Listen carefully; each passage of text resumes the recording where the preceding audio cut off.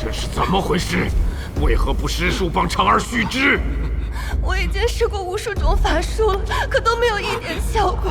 这股黑气在伤口处始终聚而不散，无法驱除。是才那一击实在诡异无比，护体虚无根本无法阻拦分毫。夫君为口中那拦腰一掌，只来得及跳起一半。这是什么法术？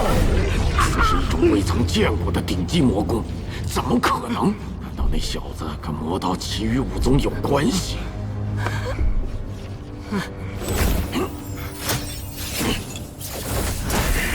真没想到，此兵竟然如此歹毒。有道友的肉身是保不住了，只能让他的元婴自行出窍，回去再找合适的躯体夺舍吧。也只能如此了。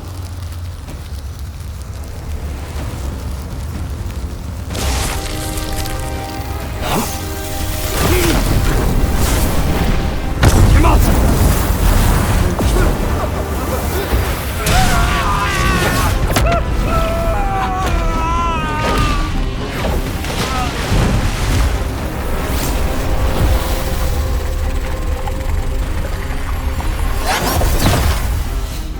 这又是怎么回事？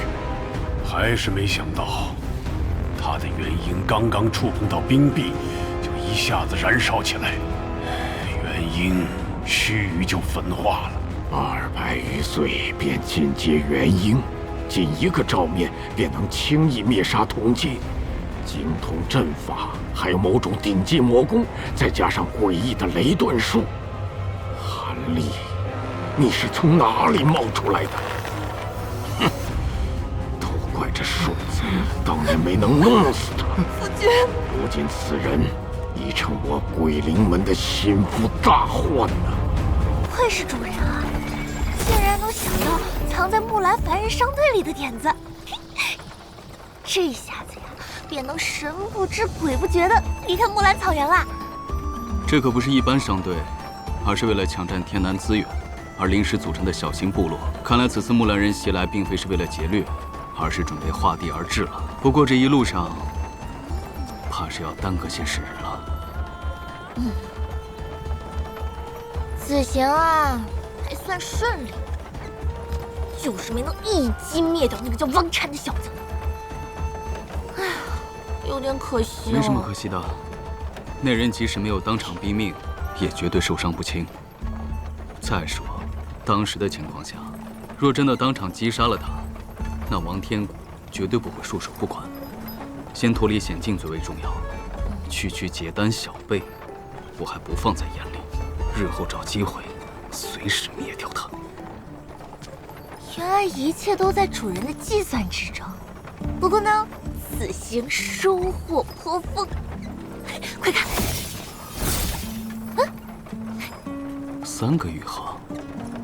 先前你们观察那画轴的时候，我就潜入2楼了。原本有6个的，被我拿走了1半。哎呀，就是我本来是想取走大半的，但是又怕剩太少，引起他们的怀疑。那苍坤上人留下的6个最重要的宝贝，如今4个都落在了我的手中。这一次倒真是不虚此行了。不过，主人胆子也真够大的，当着那么多元婴修士的面子，竟敢暗中出手。你就不怕让我先蹲进去被他们发现吗？那又如何？大不了施展血影盾，逃之夭夭就是了。况且，既然如此做了，自然有8、9成的把握。原本还担心你取宝后无法隐藏，但如今看来，你这遁术的神妙倒是远超我想象啊！